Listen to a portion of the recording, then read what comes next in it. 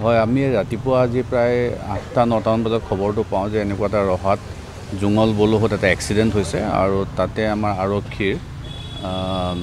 এজন বিষয়া তেওঁ আঘাত হৈছে আৰু তেওঁ হস্পিটেলত লৈ আহে ইয়াত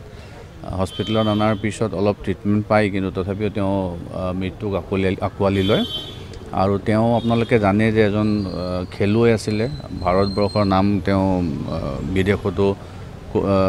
সুনাম কঢ়িয়াই আনিবলৈ সক্ষম হৈছিলে গোল্ড মেডেল পাইছিলে আৰু যথেষ্ট প্ৰতিভাৱান আছিলে আমাৰ অসম পুলিচৰ বা ভাৰতৰ কাৰণে ডাঙৰ ক্ষতি এটা হৈছে আজি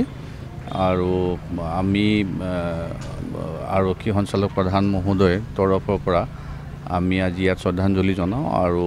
তেখেতৰ বিদেহী আত্মাই শান্তি পাব বুলি কামনা কৰিলোঁ। তেখেতৰ ঘৰ জামুগুৰিত এতিয়া লৈ গ'ল তেওঁ দেউতাক আহিছিলে আৰু জামুগুৰি বেটেলিয়ানৰ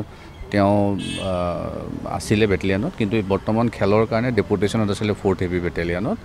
এনে অৰিজিনেল বেটেলিয়ান 12 হেভি বেটেলিয়ান আৰু তেওঁৰ ঘৰৰ মানুহ আহিছিলে দেউতাক আৰু ককায়েক আহিছিলে তেওঁলোকে বডি সমজি লৈ গৈছে এতিয়া আমি থৈও আহিম তালৈকে আমাৰ মানুহ গৈছে লগত